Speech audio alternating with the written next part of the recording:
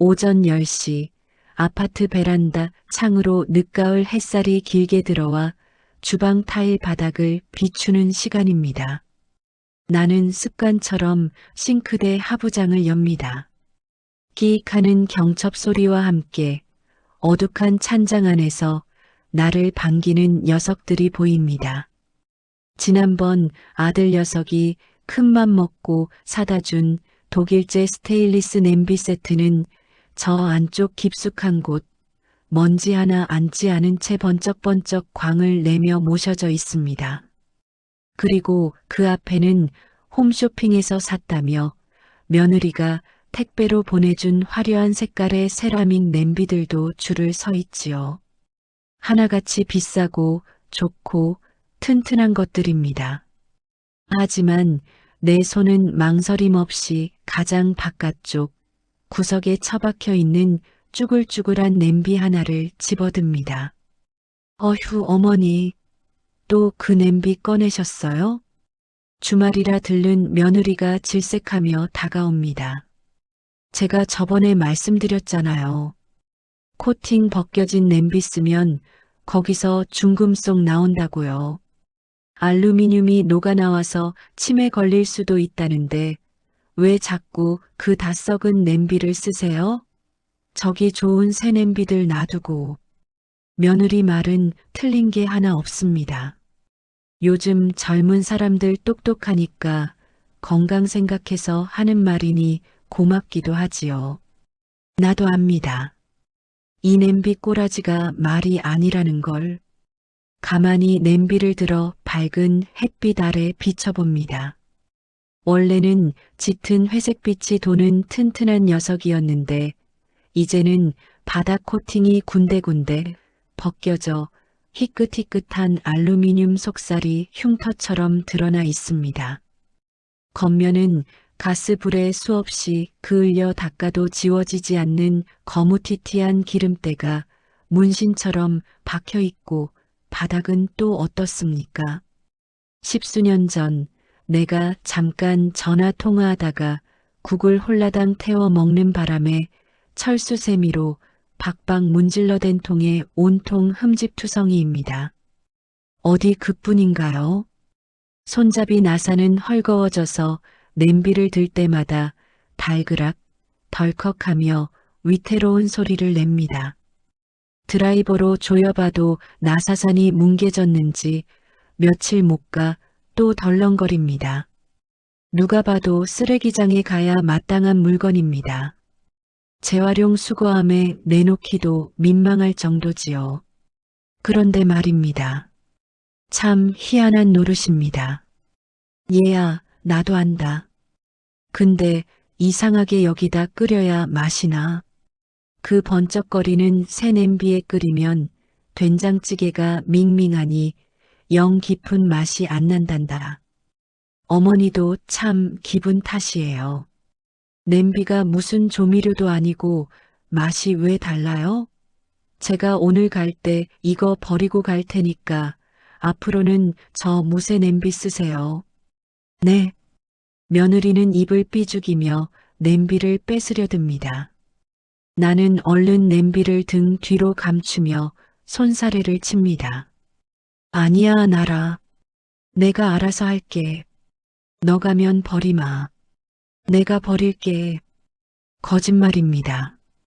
저번 추석에도 그 전 설날에도 버리겠다고 해놓고선 며느리가 돌아가자마자 다시 씻어서 제자리에 꽂아두었습니다. 며느리가 보면 혀를 찰 노릇이지만 나는 이 냄비를 버릴 수가 없습니다. 이건 그냥 냄비가 아닙니다. 지난 20년, 아니 30년 가까운 세월 동안 내 지문이 닳도록 만지고 또 만졌던 내 분신 같은 놈이기 때문입니다. 이 냄비 손잡이의 그립감이라고 해야 할까요? 덜렁거리는 그 감각조차 내 손에는 너무나 익숙합니다. 새 냄비의 묵직하고 차가운 손잡이는 왠지 남의 손을 잡은 듯 서먹한데 이 녀석의 낡은 플라스틱 손잡이는 마치 늙은 남편의 거친 손을 잡은 것처럼 편안하고 따뜻합니다. 내 소나기 힘에 딱 맞춰 닳고 다른 그 모양새가 내 손바닥 안으로 쏙 들어올 때의 그 안정감. 그건 돈 주고 살 수 있는 게 아닙니다. 며느리가 방으로 들어가 아이 옷을 갈아입히는 사이 나는 서둘러 쌀뜨물을 냄비에 붓습니다. 수돗물을 틀어 쌀을 씻고 뽀얀 쌀뜨물을 받아 냄비에 부을 때 나는 차아하는 소리. 두꺼운 무쇠 냄비에 부으면 둔탁한 소리가 나지만 이 얇은 양은 냄비 비스무리한 녀석은 경쾌하고 맑은 소리를 냅니다. 마치 주인님, 이제 시작인가요? 하고 명랑하게 대답하는 것 같습니다. 가스불을 켭니다. 탁 파란 불꽃이 올라오고 냄비 바닥을 핥기 시작합니다. 열 전도율이 어찌나 좋은지 올리자마자 금세 바닥에서 작은 기포들이 보글보글 올라옵니다. 나는 냉장고에서 무 한 토막을 꺼냅니다. 도마 위에 물을 올리고 칼질을 시작합니다. 탁, 탁, 탁, 탁. 일정한 리듬에 맞춰 무가 썰립니다. 얇게 썬 물을 냄비에 투하합니다. 이제 멸치 육수를 낼 차례입니다. 이 냄비가 우리 집에 처음 온 날이 기억납니다. 큰아들이 초등학교 들어갈 무렵이었으니 벌써 25년도 더 된 일입니다. 그때 우리는 참 가난했습니다.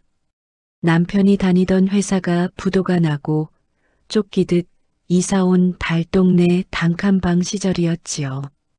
부엌이라고 해봤자 현관 들어서면 바로 있는 신발장 옆에 가스버너 하나 놓고 쓰는 좁은 공간이 전부였습니다. 그때 시장통 그릇 가게에서 떨이로 팔던 이 냄비를 샀습니다. 10,000원짜리 한 장이면 사고도 거스름 돈을 받을 수 있었던 싸구려 냄비. 그때는 이 냄비도 코팅이 매끈하고 바닥도 평평하니 참 예뻤습니다. 그 좁은 부엌에서 나는 이 냄비 하나로 모든 요리를 다 했습니다. 아침에는 된장국을 끓이고 점심에는 라면을 끓이고 저녁에는 콩나물을 삶아 무쳤습니다. 어떤 날은 물을 끓여 아이들 목욕물을 데우기도 했고 행주를 삶기도 했습니다. 냄비 하나가 밥솥이 되고 국솥이 되고 세숫대야가 되던 시절이었습니다. 어느 겨울밤이 생각납니다. 남편은 일용직을 찾아 나갔다가 빈손으로 돌아왔고 쌀독에는 쌀이 간당간당했습니다. 아이들이 배고프다고 보채는데 줄 것이라곤 김치밖에 없었지요. 나는 이 냄비에 물을 한강처럼 붓고 신김치를 숭덩숭덩 썰어 넣었습니다. 멸치 몇 마리도 아까워 똥만 겨우 떼어 넣고 국간장으로 간을 맞춰 멀건 김칫국을 끓였습니다. 그때 이 냄비가 어찌나 요란하게 끓던지요. 양은 냄비 특유의 그 얇은 떨림으로 달달달달 소리를 내며 뚜껑을 들썩였습니다. 마치 내 속이 타들어가는 걸 대신 울어주는 것 같았습니다. 방 안에서 남편의 한숨소리가 들려오고 냄비 앞 쭈그려 앉은 내 눈에서는 눈물이 뚝뚝 떨어져 냄비 뚜껑 위로 떨어졌습니다. 치익하며 눈물 마르는 소리가 났습니다. 그렇게 끓여낸 멀건 김칫국을 밥상에 올리면 철없는 아이들은 와, 냄새 좋다 하며 숟가락을 들이밀었고 남편은 말없이 국물만 후루룩 들이켰습니다. 그 가난의 맛, 눈물의 짠맛을 이 냄비는 기억하고 있을 겁니다. 냄비 바닥에 눌어붙은 그 으름은 그때 내가 흘린 눈물의 자국일지도 모릅니다. 그래서일까요? 나는 이 냄비를 볼 때마다 마음 한구석이 짠해집니다. 나랑 같이 그 모진 세월을 견뎌준 전우 같다는 생각이 들어서입니다. 다들 새 것을 찾아 떠나고 헌 것은 버려지는 세상이지만 내가 가장 힘들 때 내 곁에서 따뜻한 국물을 끓여내 주던 이 녀석을 어떻게 쓰레기통에 처박을 수 있겠습니까? 물이 팔팔 끓기 시작합니다. 뚜껑을 여니 하얀 김이 확 솟아오르며 얼굴을 덮습니다. 안경에 뿌옇게 김이 서립니다. 나는 익숙하게 안경을 벗어 내려놓고 된장통을 엽니다. 시골에서 친정 엄마가 보내주셨던 이제는 돌아가셔서 더 이상 맛볼 수 없는 마지막 남은 집된장입니다. 숟가락으로 듬뿍 퍼서 체에 받쳐 곱게 풀어냅니다. 노란 된장물이 퍼지면서 부엌 가득 구수한 냄새가 진동합니다. 이 냄새는 우리 집의 역사입니다. 아이들이 한창 클 때는 이 냄비가 쉴 틈이 없었습니다. 학교 갔다 돌아온 아들 녀석은 현관문을 열자마자 엄마, 오늘 저녁 뭐야? 하고 소리쳤습니다. 된장찌개 냄새가 나면 아싸 하고 좋아했고 청국장 냄새가 나면 냄새 하고 코를 막았지요. 그래도 식탁에 앉으면 밥 2공기를 뚝딱 비워냈습니다. 중학교, 고등학교 때는 야간 자율학습을 마치고 밤늦게 돌아오는 아이들을 위해 이 냄비에 라면을 끓였습니다. 밤 11시, 12시 출출한 아이들을 위해 냄비에 물을 올리고 라면 2개를 쪼개 넣습니다. 계란을 탁 까서 넣고 파를 송송 썰어 넣으면 세상에서 제일 맛있는 야식이 완성됩니다. 이 냄비는 라면 끓일 때 진가를 발휘합니다. 얇아서 물이 빨리 끓으니 면이 불지 않고 꼬들꼬들하게 익습니다. 냄비째 식탁에 올려놓고 냄비 뚜껑을 접시 삼아 라면을 덜어 먹던 아이들의 모습, 후루룩 쩝쩝 뜨거운 면발을 삼키며 엄마가 끓여주는 라면이 제일 맛있어 하고 엄지손가락을 치켜 세우던 그 녀석들의 얼굴이 눈에 선합니다. 그때 그 냄비 바닥을 박박 긁어대던 숟가락 소리들이 모여 지금의 이 흉터가 되었겠지요. 아이들이 숟가락으로 냄비 바닥을 긁을 때마다 나는 얘들아, 냄비 벗겨진다. 살살 좀 먹어라 하고 잔소리를 했지만 속으로는 내 새끼들 잘 먹으니 좋다 하며 흐뭇해했습니다. 이제 그 아이들은 다 커서 장가도 가고 시집도 갔습니다. 텅 빈 집에 남편과 나 단둘이 남았습니다. 큰 냄비 가득 국을 끓여도 먹을 입이 없으니 며칠을 데우고 또 데워 먹어야 합니다. 그러다 보니 자연스레 큰 곰솥이나 전골 냄비는 찬장 깊숙한 곳으로 들어가고 둘이 먹기 딱 좋은 이 낡은 중간 크기 냄비만 주구장창 쓰게 되는 겁니다. 이제는 라면 끓일 일도 별로 없습니다. 소화가 안 된다며 죽이나 끓여달라는 남편을 위해 이 냄비에 찬밥을 넣고 물을 부어 뭉근하게 누룽지를 끓입니다. 폭, 폭, 폭, 폭. 된장찌개가 끓을 때와는 또 다른 느긋하고 조용한 소리가 납니다. 냄비도 나이를 먹었는지 아니면 내 귀가 어두워졌는지 끓는 소리가 예전처럼 요란하지 않고 깊어진 것 같습니다. 두부를 썰어 넣고 마지막으로 청양고추와 대파를 넣습니다. 보글보글 소리가 절정에 달합니다. 나는 가스불을 약하게 줄입니다. 뭉근하게 뜸을 들이듯 끓여야 깊은 맛이 우러납니다. 나는 싱크대에 기대어 끓고 있는 냄비를 가만히 내려다봅니다. 손잡이는 까맣게 탔고 나사는 녹슬었으며 몸체는 찌그러졌습니다. 볼품없기 짝이 없습니다. 그런데 그 모습이 거울 속에 비친 내 모습과 겹쳐 보입니다. 탱탱하던 피부는 주름지고 늘어졌습니다. 검고 윤기 흐르던 머리카락은 희끗희끗해지고 숱도 많이 줄었습니다. 관절은 냄비 손잡이처럼 삐그덕거리고 여기저기 쑤시고 아픈 고투성이입니다. 나도 이 냄비도 이제는 낡고 병든 존재가 되었습니다. 젊을 때는 반짝이는 새 것이 좋았습니다. 흠집 하나 없는 매끈한 물건을 보면 가슴이 설렜지요. 하지만 나이가 드니 알겠습니다. 새 것은 낯설고 조심스럽지만 낡은 것은 편안하고 만만하다는 것을요. 새 구두는 뒤꿈치를 까게 만들지만 오래 신원의 발볼에 맞춰 늘어난 낡은 구두는 신고 뛸 수도 있을 만큼 편합니다. 새 옷은 혹시라도 음식 국물이 튈까 조심조심하게 되지만 목이 늘어난 낡은 티셔츠는 아무데나 털썩 주저앉아도 부담이 없습니다. 이 냄비도 그렇습니다. 새 냄비는 씻을 때도 기스가 날까봐 부드러운 수세미로 살살 문질러야 하고 물기를 닦을 때도 융으로 닦아줘야 합니다. 상전이 따로 없습니다. 하지만 이 녀석은 거친 철수세미로 벅벅 문질러도 끄떡없고 설거지통에 탕하고 던져 넣어도 마음이 편합니다. 서로 눈치 볼 것 없는 사이, 허물없는 사이. 이 냄비와 나는 그런 사이가 되었습니다. 며느리는 코팅이 벗겨져 몸에 해롭다고 하지만 나는 생각이 다릅니다.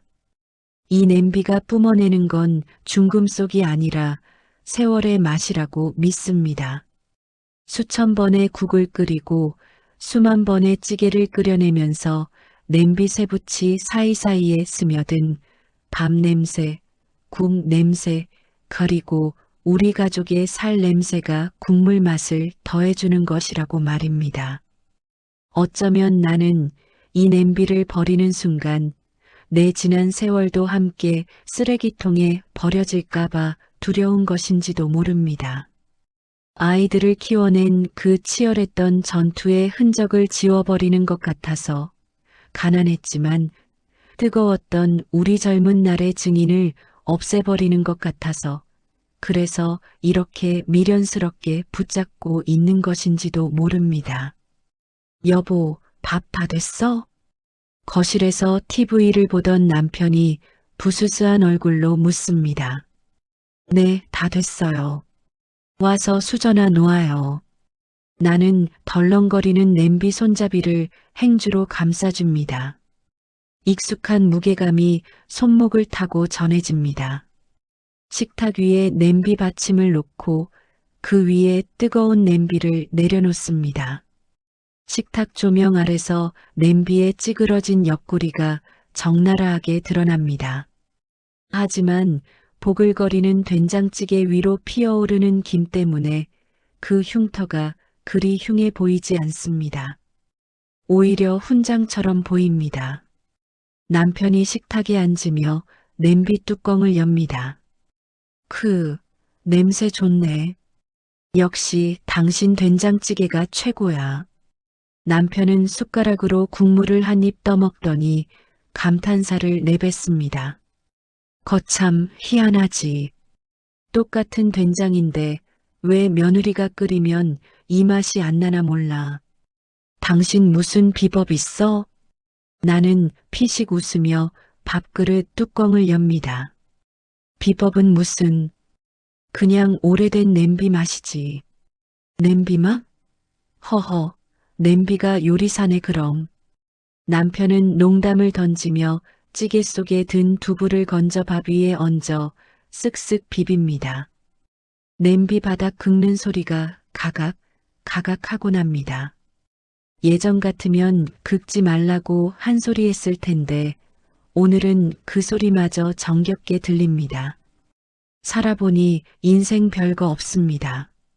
이렇게 낡은 냄비 하나 가운데 두고 늙은 남편이랑 마주 앉아 뜨거운 국물 떠먹으며 맛있다, 시원하다 하는 것.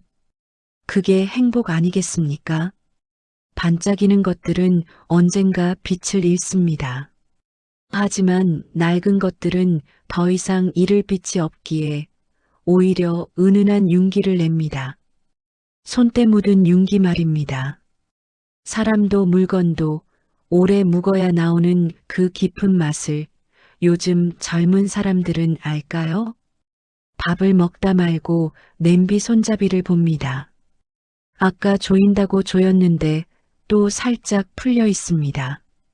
밥 다 먹고 나면 남편한테 드라이버 가져오라고 해서 한번 꽉 조여달라고 해야겠습니다. 아직은 이 녀석을 보낼 때가 아닙니다.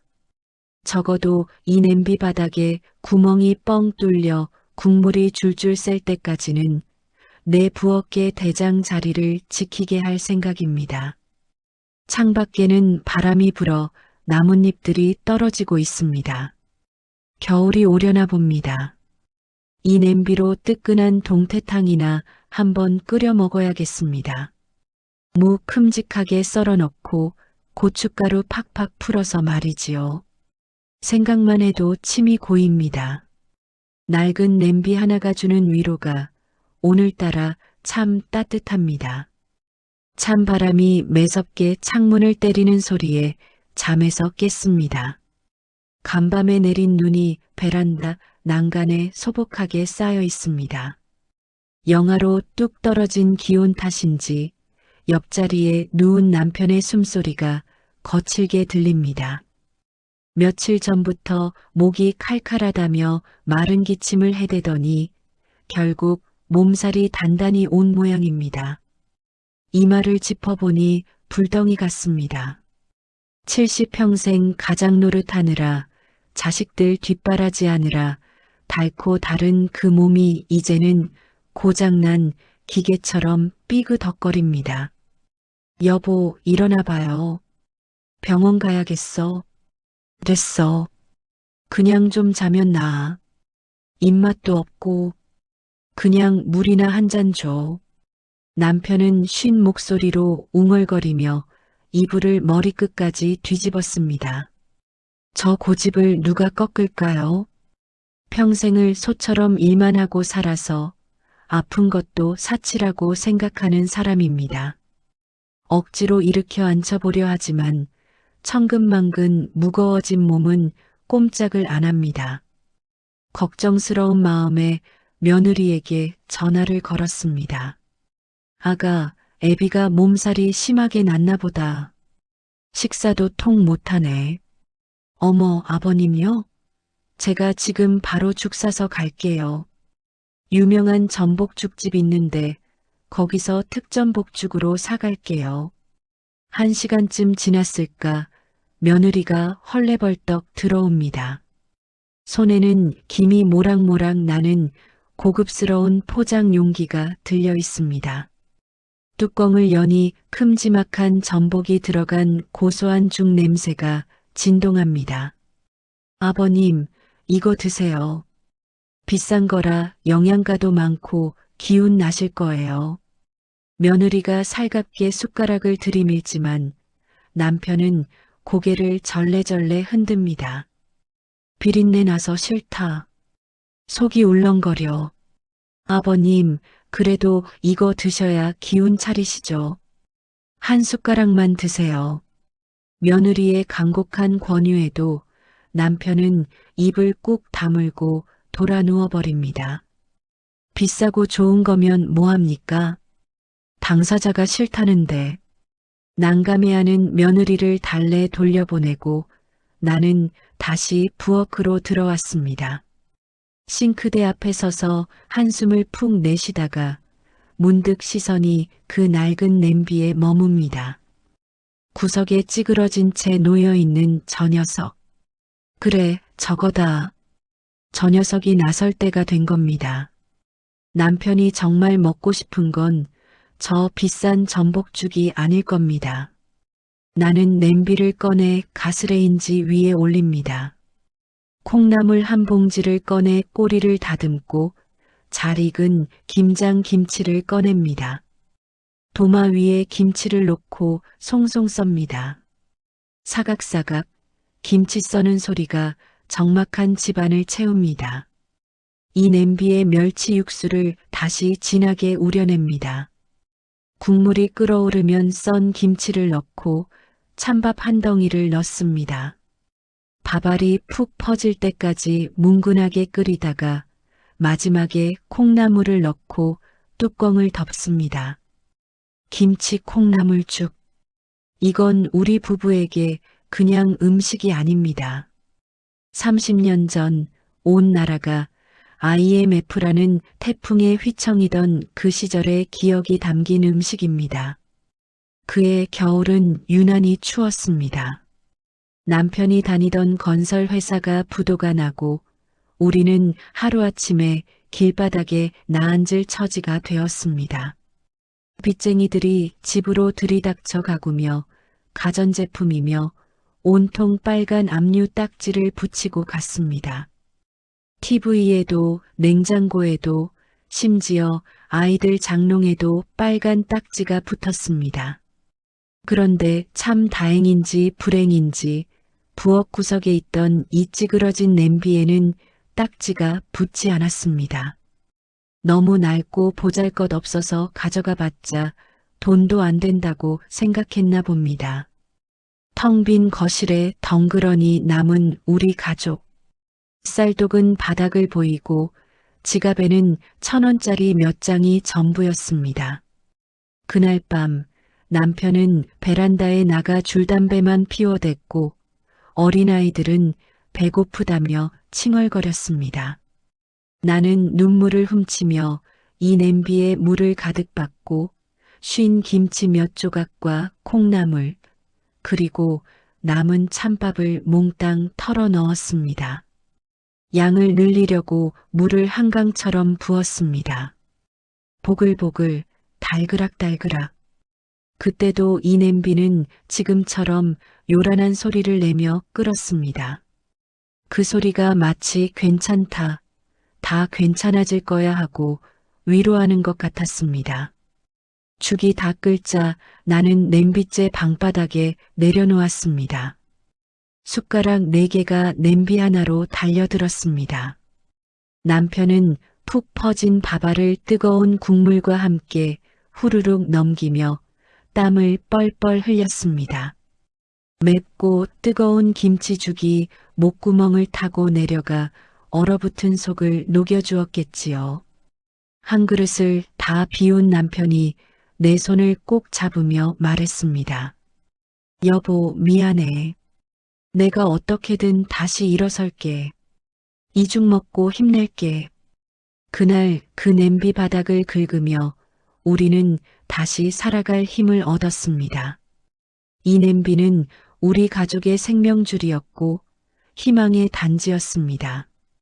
그 후로 남편은 공사판 막노동부터 시작해서 택시 운전, 경비일까지 안 해본 일 없이 가족을 먹여 살렸습니다.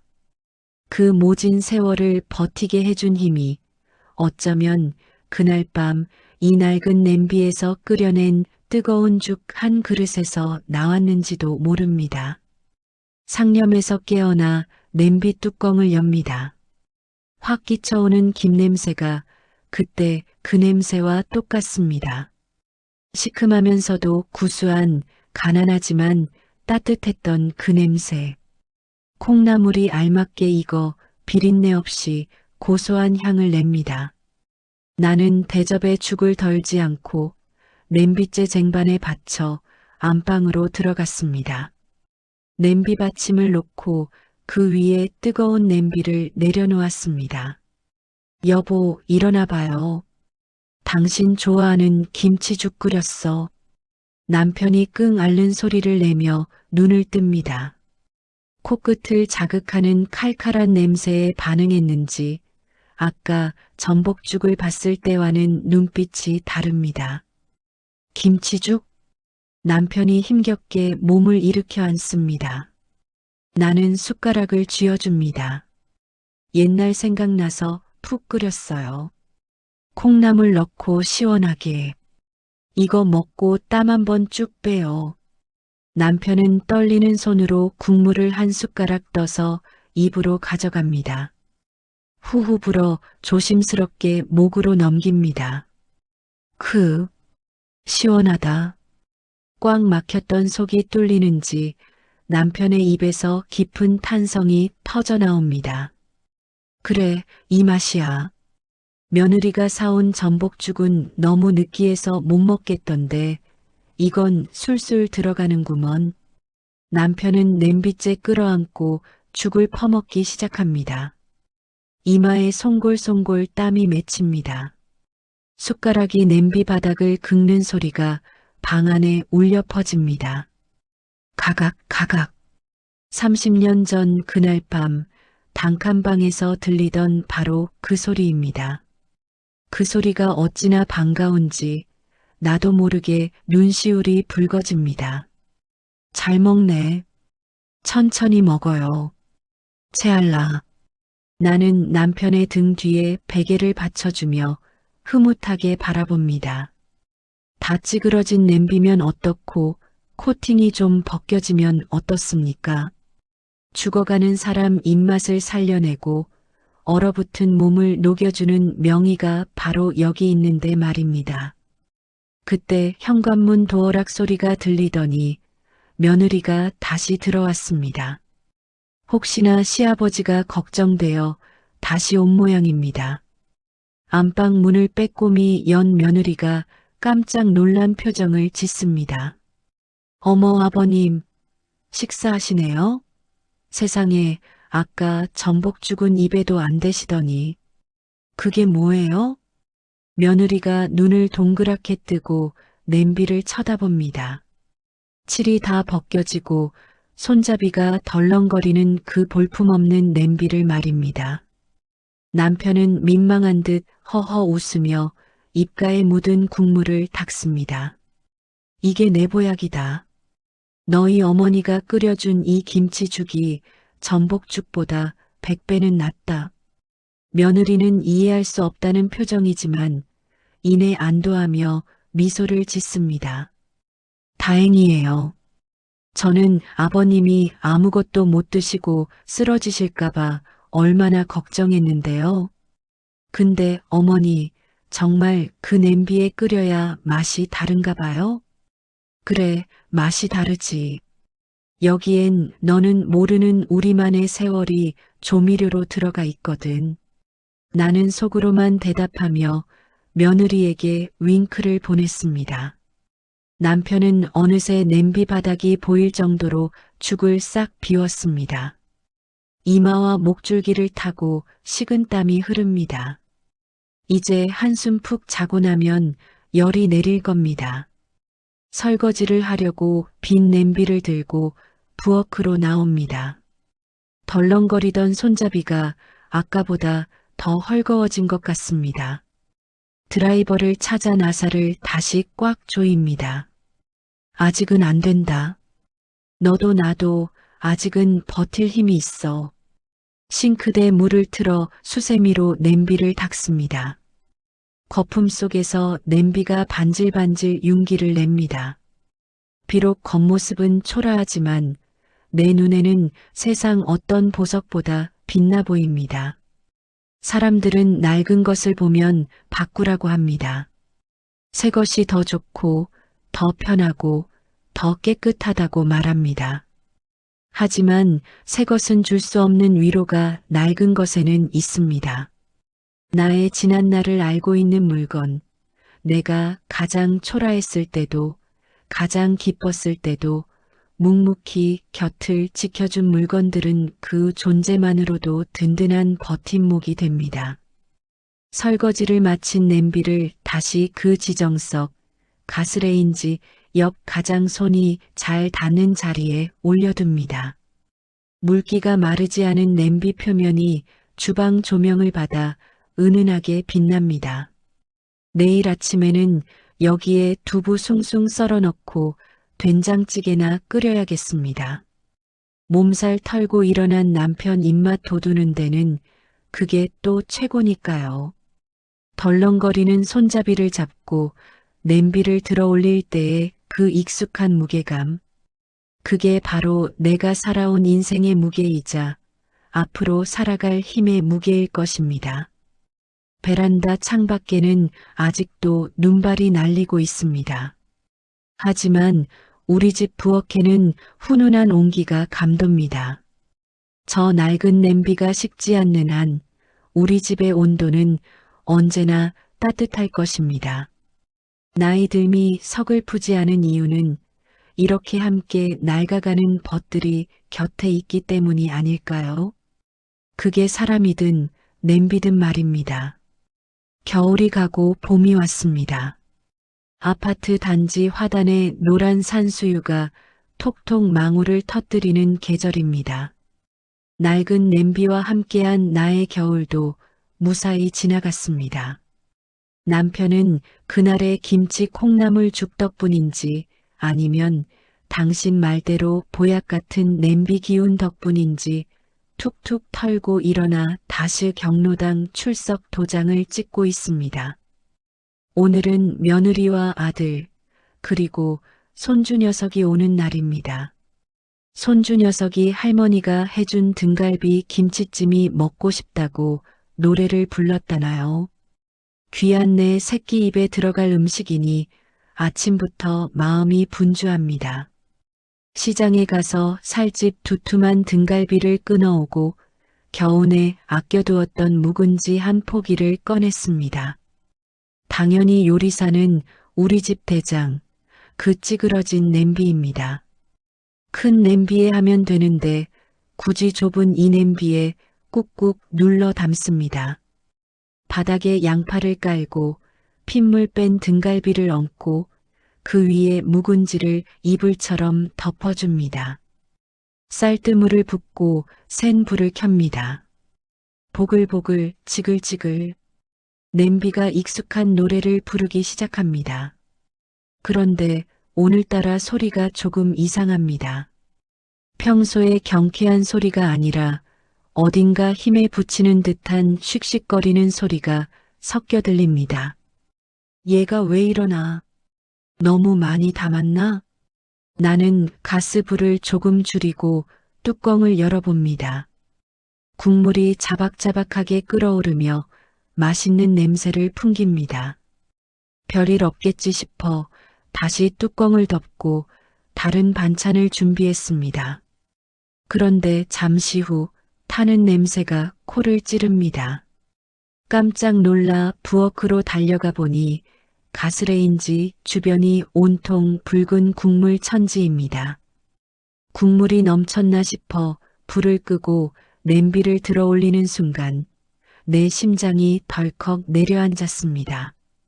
냄비 바닥, 그 시꺼멓게 그을린 바닥 한가운데서 국물이 뚝뚝 떨어지고 있었습니다. 넘친 게 아니었습니다. 기어이 구멍이 난 겁니다. 아이고, 이를 어째. 아이고. 나는 냄비를 싱크대에 내려놓지도 못하고 멍하니 서 있었습니다. 마치 내 몸에 구멍이라도 난 것처럼 가슴이 휑했습니다. 철수세미로 문질러대던 그 모진 손길을 견디다 못해 냄비가 드디어 비명을 지르며 생을 마감한 것입니다. 바닥에 뚫린 그 작은 구멍이 마치 냄비의 눈물 구멍 같아 보였습니다. 등갈비찜 국물은 반이나 줄어들어 있었고 고기는 설익었습니다. 망쳐버린 요리보다 더 이상 이 냄비를 쓸 수 없다는 사실이 나를 더 절망스럽게 했습니다. 그동안 헐거워진 손잡이는 고쳤었지만 뚫린 바닥은 어찌할 도리가 없다는 걸 잘 아니까요. 그때 현관문 비밀번호 누르는 소리가 들렸습니다. 할머니, 저희 왔어요. 손주 녀석의 우렁찬 목소리와 함께 며느리와 아들이 들어옵니다. 나는 당황해서 뚫린 냄비를 행주로 덮어가리려 했지만 온 집안에 진동하는 탄 냄새와 엉망이 된 가스레인지를 숨길 수는 없었습니다. 어머니, 무슨 일 있으셨어요? 이게 무슨 냄새예요? 며느리가 부엌으로 달려와 난장판이 된 싱크대와 내 손에 들린 냄비를 봅니다. 국물이 뚝뚝 떨어지는 냄비. 며느리의 눈이 커집니다. 어머, 냄비가 뚫렸네. 세상에, 어머니 다치진 않으셨어요? 국물 쏟아져서 화상이라도 입으셨으면 어쩔 뻔했어요. 며느리는 내 손에서 냄비를 빼서 싱크대에 내려놓고 내 손과 발부터 살핍니다. 다행히 다친 곳은 없었습니다. 안도한 며느리가 다시 냄비를 쳐다봅니다. 바닥에 난 새끼손가락만 한 구멍. 제가 그랬잖아요. 이제 그만 보내주라고요. 그렇게 낡았는데 여태 버틴 게 기적이죠. 이것 보세요. 이제는 정말 못 써요. 며느리의 말이 비수처럼 꽂힙니다. 맞는 말인데 하나도 틀린 말이 아닌데 왜 그렇게 서럽던지요. 나는 주책맞게 눈물이 핑 돌았습니다. 단순히 냄비 하나 버리는 게 뭐 그리 대수라고 마치 오랜 친구의 장례식을 치르는 기분이 들었습니다. 어머니, 우세요? 며느리가 당황해서 내 얼굴을 살핍니다. 나는 얼른 앞치마로 눈가를 훔쳤습니다. 아니다. 매운 연기가 들어가서 그렇다. 아유, 우리 손주 먹일 등갈비찜을 다 망쳐서 어쩌냐. 냄비가 터지는 바람에 나는 말끝을 흐리며 고개를 돌렸습니다. 그때 며느리가 가만히 뚫린 냄비를 바라보았습니다. 평소 같으면 더럽다며 손끝으로 집어 쓰레기통에 넣었을 텐데 며느리는 아무 말 없이 고무장갑을 끼더니 냄비 안에 든 고기와 김치를 큰 그릇에 옮겨 담기 시작했습니다. 어머니, 고기는 아직 괜찮아요. 다른 냄비에 옮겨서 다시 끓이면 돼요. 며느리는 묵묵히 냄비를 비우고 수세미에 세제를 묻혀 냄비를 닦기 시작했습니다. 구멍난 바닥을 피해 조심조심 겉에 묻은 기름때와 국물 자국을 닦아냅니다. 나더라. 버릴 건데 뭐하러 닦니? 내가 말리자 며느리가 뒤를 돌아보며 씁쓸하게 웃습니다. 버리더라도 깨끗하게 보내줘야죠. 어머니가 평생 아끼시던 건데. 그 말 한마디에 꾹 참았던 눈물이 기어이 터지고 말았습니다. 며느리도 알고 있었던 겁니다. 시어머니가 고집스럽게 저 냄비를 붙잡고 있었던 게 단순히 돈이 아까워서가 아니었다는 걸. 그 밉살스럽던 잔소리 속에 나에 대한 걱정이 숨어 있었듯 저 냄비를 대하는 내 마음도 어렴풋이 느끼고 있었던 겁니다. 며느리는 깨끗이 씻은 냄비의 물기를 마른 행주로 정성스럽게 닦았습니다. 반짝이지는 않아도 말끔해진 냄비가 식탁 위에 놓였습니다. 어머니, 이 냄비 정말 고생 많았네요. 저 시집 와서 처음 인사드릴 때도 이 냄비 있었던 거 기억나요? 그때 어머니가 여기다가 미역국 끓여주셨잖아요. 저 임신했을 때 입덧 심해서 아무것도 못 먹을 때도 어머니가 여기다가 김치죽 끓여서 갖다 주셨고요. 며느리가 냄비 손잡이를 쓰다듬으며 말했습니다. 생각해보니 저도 이 냄비 덕 많이 봤네요. 맨날 더럽다고 구박해서 미안해, 냄비야. 며느리가 냄비에게 말을 겁니다. 그 모습이 고맙고 예뻐서 나는 며느리의 등을 가만히 쓸어내렸습니다. 그래, 고생했다. 우리 식구들 배 안 골리고 따뜻한 밥 먹이느라 내가 참 고생이 많았다. 우리는 그렇게 식탁에 마주 앉아 냄비와 작별 인사를 나눴습니다. 쓰레기 봉투에 처박혀 초라하게 버려지는 게 아니라 가족들의 배움을 받으며 떠나는 냄비. 이 정도면 호상입니다. 그날 저녁 우리는 며느리가 사다 준 무쇠 냄비에 옮겨 담은 등갈비찜을 먹었습니다. 맛있다. 근데 할머니, 옛날 맛이랑 조금 다른 것 같아요. 손주 녀석이 고기를 뜯으며 고개를 갸웃거립니다. 귀신 같은 녀석? 냄비가 바뀌니 불맛이 달라진 걸까요? 그래도 맛있지? 내 엄마가 다시 간을 잘 맞춰서 그래. 내가 웃으며 말하자 며느리도 따라 웃습니다. 새 냄비라 아직 길들지 않아서 그래요. 이 냄비도 한 10년 쓰면서 어머니 손때 묻으면 그만 나겠죠? 어머니, 앞으로는 제가 이 냄비 자주 써서 길들여 놓을게요. 어머니 냄비처럼 맛있는 냄비 되게요. 며느리의 말에 남편이 허허 웃으며 거듭니다. 그래, 며느라. 내가 이제 그 맛을 이어받아라. 내 시어머니 손목도 이제 다 닳아서 무거운 거 못 든다. 식사가 끝나고 모두가 돌아간 밤. 집안은 다시 조용해졌습니다. 설거지를 마치고 부엌을 정리하는데 싱크대 한쪽에 엎어둔 그 낡은 냄비가 보입니다. 물기가 말라 보송보송해진 냄비. 나는 베란다 창고로 가서 종이 상자 하나를 가져왔습니다. 그리고 신문지로 냄비를 곱게 쌌습니다. 재활용 쓰레기장에 내놓으려니 발길이 떨어지지 않아서입니다. 그렇다고 주방에 계속 두자니 며느리 보기에 민망하고요.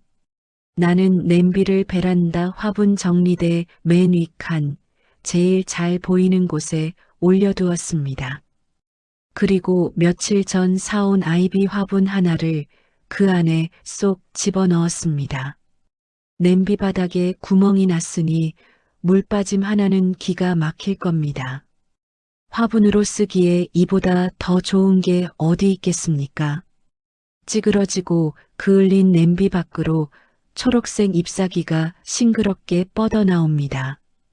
칙칙했던 냄비가 꽃단장을 한 듯 화사해 보입니다. 이제는 뜨거운 불 위에서 지지고 볶는 고생은 그만하고 여기서 햇볕이나 쬐면서 꽃이나 피우거라. 나는 냄비 잎사귀를 쓰다듬으며 속삭였습니다. 부엌으로 돌아오니 가스레인지 위에는 며느리가 두고 간 무거운 무쇠 냄비가 듬직하게 앉아 있습니다. 반짝이고 튼튼하고 세련된 냄비. 낯설지만 이제부터 친해져 봐야지요. 문득 낡음이란 게 사라짐이 아니라는 생각이 듭니다.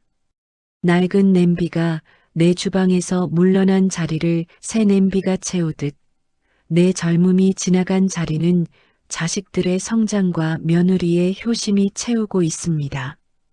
냄비 바닥에 구멍이 끝이 아니라 새로운 화분의 시작이 된 것처럼 우리의 노년도 구멍난 빈 껍데기가 아니라 새로운 싹을 틔울 수 있는 화분이 될 수 있지 않을까요? 여보, 물 좀 줘. 안방에서 남편이 부르는 소리가 들립니다. 네, 가요.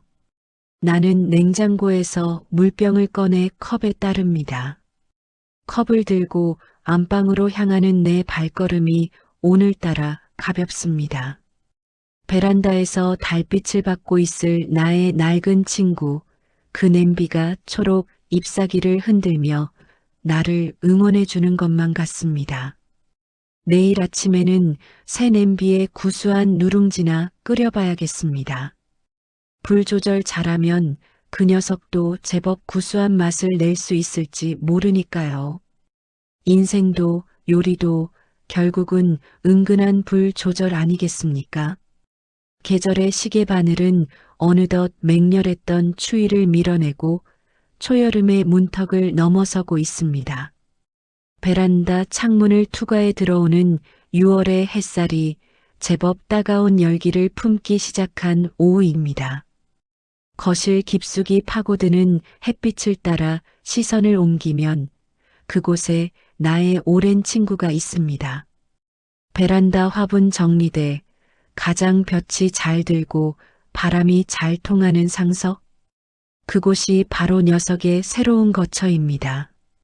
부엌 구석, 어두운 하부장에서 기름때와 그을음을 뒤집어 쓴 채 웅크리고 있던 녀석의 모습은 이제 기억조차 희미합니다. 30년 세월 뜨거운 가스 불 위에서 온몸을 불사르며 가족의 허기를 달래주던 그 치열했던 전투복을 벗어 던지고 녀석은 지금 평화로운 휴식을 즐기는 중입니다. 여보, 이것 좀 봐. 이 녀석 아주 물 만난 고기가 따로 없네. 베란다에서 화초들에게 물을 주던 남편이 나를 부릅니다. 나는 돋보기를 고쳐 쓰고 천천히 베란다로 나갑니다.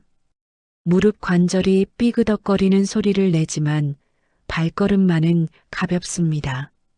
남편이 가리키는 곳, 낡은 냄비 화분을 봅니다. 세상에나, 며칠 전 심어준 아이비가 그새 자리를 잡았는지 싱그럽다 못해 눈이 부실 정도로 짙은 초록색 잎사귀들을 뿜어내고 있습니다. 녀석의 생명력은 실로 놀랍습니다. 찌그러진 알루미늄 몸체, 시커멓게 타버린 옆구리, 그리고 덜렁거리다 못해 녹이 슬어버린 손잡이까지. 아이비 줄기는 냄비의 그 모든 상처를 부드러운 손길로 어루만지듯 휘감으며 뻗어나가고 있습니다. 흉측하게만 보였던 그을음 자국이 초록 잎사귀와 어우러지니 마치 의도적으로 칠해놓은 고풍스러운 무늬처럼 보입니다. 내가 뭘 했어? 이 녀석 바닥에 구멍 뻥 뚫렸을 때 당신은 울고불고 난리를 쳤지만 내가 보니 그게 딱 숨구멍이더라니까. 물 빠짐 하나는 기가 막히잖아. 남편이 물조리개를 내려놓으며 허허 웃습니다. 그 웃음소리에 섞인 여유로움이 참 좋습니다. 그러게 말이에요. 나는 그 구멍 났을 때 내 인생도 같이 뚫린 줄 알고 얼마나 서러웠는지 몰라요. 이제 더 이상 쓸모 없어졌구나. 이제 밥 짓고 국 끓이는 내 역할도 끝이 났구나 싶어서. 근데 이렇게 보니 그 구멍이 있어서 얘가 사는 거네요. 나는 쭈그리고 앉아 냄비 화분의 가장자리를 손끝으로 쓸어봅니다. 차갑고 딱딱했던 금속의 감촉 대신 햇볕을 듬뿍 머금은 흙의 온기와 식물의 보드라운 숨결이 손끝을 타고 전해집니다. 부엌에서는 펄펄 끓는 국물을 담아내느라 늘 뜨겁게 달아올라 있었지. 한 번도 이렇게 따뜻하고 편안한 온도를 품어본 적 없는 녀석이었습니다. 제 살을 태워 남을 먹이느라 정작 자신은 까맣게 타들어가는 줄도 몰랐던 바보 같은 녀석. 어쩌면 바닥에 구멍이 뚫린 그날 녀석은 비명을 지른 게 아니라 안도의 한숨을 내쉰 건지도 모릅니다. 주인님, 저 이제 좀 쉬어도 될까요? 뜨거운 국물은 이제 그만 담고 시원한 물 마시면서 바람이나 쐬고 싶어요. 그렇게 말하고 싶었던 건 아닐까요? 그 신호를 내가 너무 늦게 알아챈 건 아닌지 미안한 마음이 듭니다. 당신도 그래. 이제 우리도 저 냄비처럼 좀 내려놓고 살자고. 자식들 키우느라 먹고 사느라 등골 빠지게 일했으면 됐지. 이제 우리 몸 여기저기 고장나고 구멍 났다고 서러워할 거 없어. 그 구멍으로 바람도 통하고 햇볕도 들어오고 하는 거지. 안 그래? 남편의 말에 나는 고개를 끄덕입니다.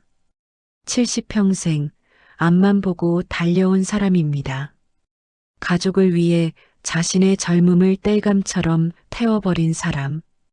이제는 머리카락보다 주름이 더 많아진 남편의 얼굴을 가만히 들여다봅니다. 냄비에 찌그러진 표면처럼 울퉁불퉁해진 저 얼굴이 오늘따라 왜 이리 짠하고 고마운지요. 우리는 베란다에 나란히 앉아 냄비 화분을 바라봅니다. 창밖에서 불어오는 초여름의 바람이 아이비 잎사귀를 간지럽힙니다. 사각사각 잎사귀 부딪히는 소리가 마치 냄비가 우리에게 들려주는 자장가처럼 평온하게 들립니다. 띠링. 그때 거실 탁자 위에 올려둔 내 휴대폰이 짧게 울립니다. 정막을 깨는 경쾌한 알림음입니다. 나는 무릎을 짚고 일어나 거실로 들어갑니다. 누구야? 애들이야? 남편이 베란다에서 묻습니다. 어디 봐요? 며느리네. 사진을 보냈어. 휴대폰 화면을 켠 나는 눈을 동그랗게 뜹니다. 화면 가득 빨간 김치찜 사진이 떠 있습니다. 윤기가 자르르 흐르는 묵은지에 뼈가 쏙 빠질 정도로 푹 익은 등갈비. 며칠 전 우리 집에서 냄비가 터지는 바람에 망쳤던 바로 그 메뉴입니다. 어머니, 저 오늘 큰맘 먹고 다시 도전했어요. 어머니가 알려주신 비법대로 쌀뜨물 붓고 새우젓으로 간하고 약불에서 뭉근하게 오래오래 끓였거든요. 그랬더니 남편이 한 입 먹자마자 어머니 만난다고 난리가 났어요. 성공이에요, 어머니. 사진 밑에 달린 며느리의 메시지에는 콧노래를 부르는 듯한 이모티콘들이 잔뜩 붙어 있습니다. 그리고 이어진 사진 한 장 더. 며느리가 새로 산 무쇠 냄비가 가스불 위에서 보글보글 끓고 있는 동영상입니다. 보글보글, 보글보글. 동영상 속에서 들리는 끓는 소리가 어찌나 정겹고 힘찬지 나도 모르게 입꼬리가 올라갑니다. 비록 내 손때 묻은 낡은 냄비는 아니지만 그 안에서 끓고 있는 음식의 냄새와 온기는 내가 평생 지켜온 그것과 다르지 않습니다. 여보, 와서 이것 좀 봐요. 며느리가 김치찜 성공했대. 내 목소리에 남편이 거실로 들어와 휴대폰을 들여다봅니다. 오, 때깔 좋은데? 아주 먹음직스럽게 잘했네. 거참 기특하네. 남편도 흐뭇한 미소를 감추지 못합니다. 당신 솜씨 이제 전수 다 된 거야? 그럼 이제 당신은 은퇴해도 되겠네. 하하. 은퇴라뇨. 아직 멀었어요. 저건 저거고 내 손맛은 또 따로 있지. 말은 그렇게 했지만 가슴 한구석이 몽글몽글해지는 건 어쩔 수 없습니다. 사실 나는 두려웠습니다. 이 낡은 냄비가 수명을 다해 주방에서 퇴장하던 날 나의 존재 가치도 함께 사라지는 것만 같아서 덜컥 겁이 났었습니다. 내가 더 이상 밥을 짓지 못하고 국을 끓여내지 못하면 자식들이 나를 찾지 않을까봐, 가족들에게 짐스러운 존재로만 남게 될까봐 전전긍긍했습니다. 하지만 며느리의 저 사진 한 장이 내게 말해주는 것 같습니다. 어머니 사라진 게 아니에요. 스며든 거예요. 어머니의 냄비는 비록 베란다로 물러났지만 어머니의 손맛과 정성은 제 냄비 속으로 옮겨와서 이렇게 펄펄 끓고 있잖아요.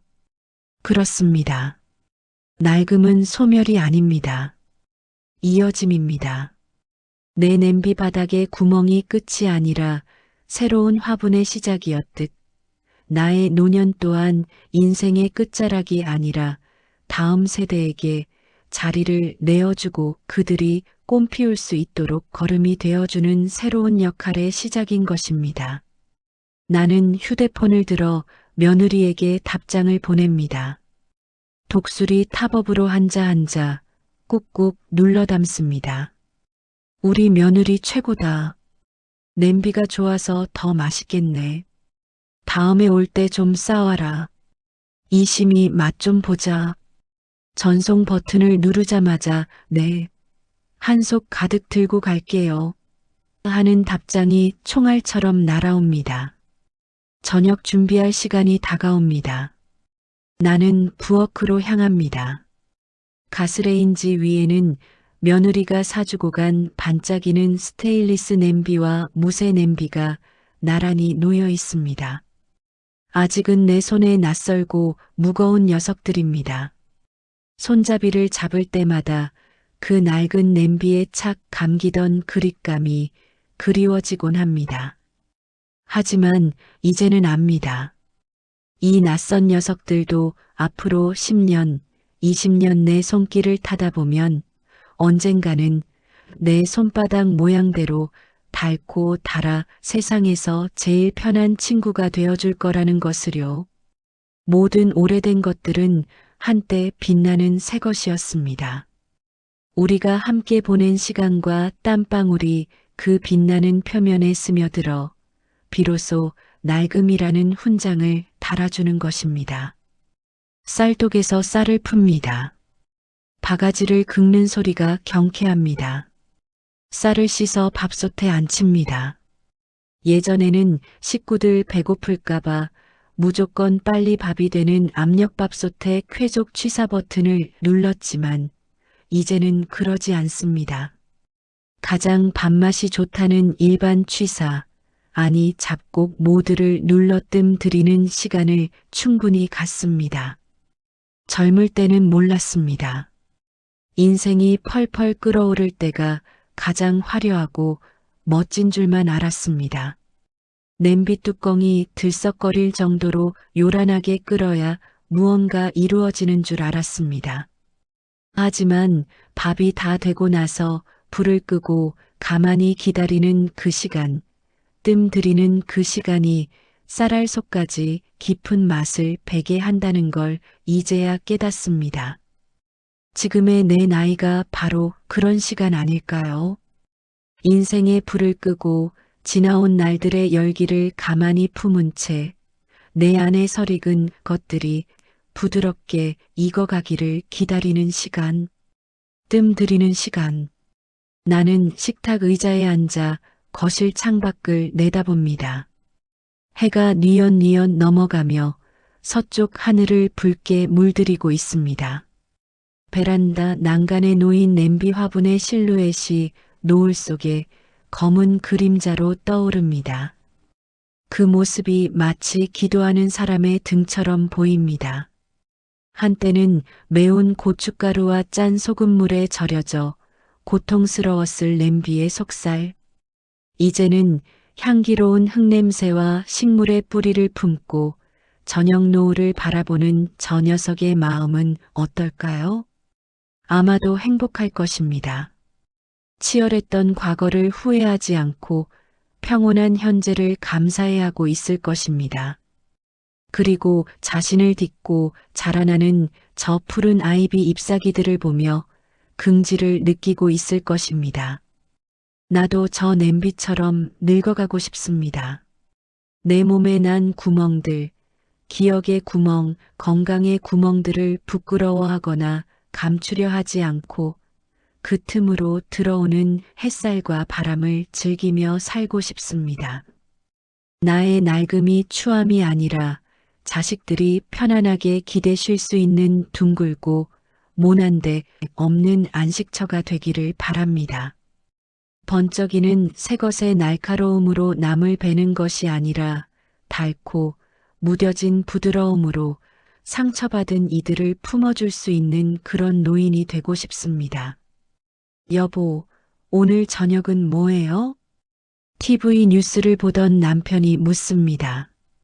그냥 된장찌개 끓일 거예요. 당신 좋아하는 두부 많이 넣고 새 냄비에 끓여도 그 맛이 날까? 남편이 짓궂게 웃으며 묻습니다. 나는 짐진 눈을 흘기며 대답합니다. 냄비가 중요한가요? 끓이는 사람이 난데. 내 손끝에 30년 묵은 된장 맛이 배어 있는데 무슨 걱정이에요. 하긴 그렇구먼. 당신 손이 문화재지, 문화재. 남편의 농담에 집안 공기가 따뜻해집니다. 나는 냉장고에서 두부와 호박을 꺼냅니다. 도마 위에 올리고 칼질을 시작합니다. 탁, 탁, 탁, 탁. 일정한 박자의 도마 소리가 저녁의 평화를 깨웁니다. 새 냄비에 물을 붓고 멸치를 넣습니다. 가스불을 켭니다. 파란 불꽃이 냄비 바닥을 감싸 안습니다. 아직은 낯선 냄비가 열기에 놀란 듯 틱, 틱하고 팽창하는 소리를 냅니다. 괜찮다, 괜찮다. 뜨거워도 참아라. 그래야 맛있는 국물이 나온단다. 나는 새 냄비를 다독이며 마음속으로 말을 겁니다. 이 냄비도 언젠가는 찌그러지고 그을릴 것입니다. 그때쯤이면 나도 남편도 이 세상에 없을지도 모릅니다. 하지만 슬퍼하지 않으렵니다. 이 냄비가 낡아가는 동안 우리 가족은 또 수많은 밥상을 함께하며 웃고 떠들고 사랑을 나눌 테니까요. 그 기억들이 냄비 구석구석에 나이테처럼 새겨질 테니까요. 보글보글. 드디어 냄비가 노래를 시작합니다. 된장을 풀고 두부를 넣으니 구수한 냄새가 온 집안에 퍼져나갑니다. 베란다에 있는 낡은 냄비 화분에게도 이 냄새가 전해질까요? 녀석도 코를 벌름거리며 그래, 이 냄새야 하고 추억에 잠길지도 모르겠습니다. 나는 국간을 봅니다. 짭짤하면서도 달큰한 깊은 맛이 혀끝을 감돕니다. 완벽합니다. 저녁 먹읍시다. 내 외침에 남편이 식탁으로 다가와 앉습니다. 김이 모락모락 나는 찌개 냄비를 식탁 중앙에 놓습니다. 오늘도 우리 부부는 마주 앉아 밥을 먹습니다. 특별할 것 없는 반찬, 화려할 것 없는 밥상이지만 서로의 얼굴을 바라보며 맛있다, 고맙다 말할 수 있는 이 순간이 기적처럼 감사합니다.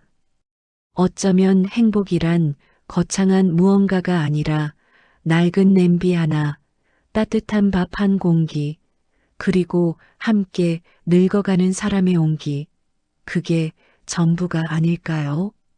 창밖은 이제 완전히 어둠이 내려앉았습니다. 아파트 단지의 불빛들이 하나둘 별처럼 켜집니다. 저 수많은 불빛 아래 얼마나 많은 냄비들이 끓고 있을까요? 그 냄비들 속에서 끓고 있는 것은 단순히 음식 재료가 아닙니다.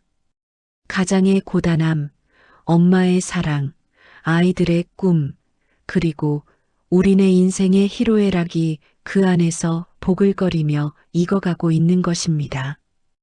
오늘 밤 당신의 부엌은 안녕하신가요?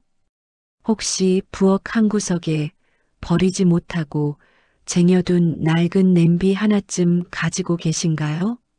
코팅은 벗겨지고 손잡이는 덜렁거려도 차마 버릴 수 없는 그 못난이 친구 말입니다. 그렇다면 오늘 밤엔 그 냄비를 한번 꺼내어 쓰다듬어 주십시오. 그리고 말해주세요. 고맙다. 내 덕분에 우리 식구들 배골치 않고 잘 살았다. 내가 내 인생의 가장 뜨거운 날들을 함께 견뎌주었구나.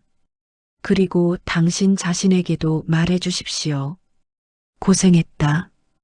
달코해진 내 몸아, 숭숭 구멍난 내 마음아, 너 참 열심히 살았다. 내가 있어서 내 인생이 참 따뜻했다.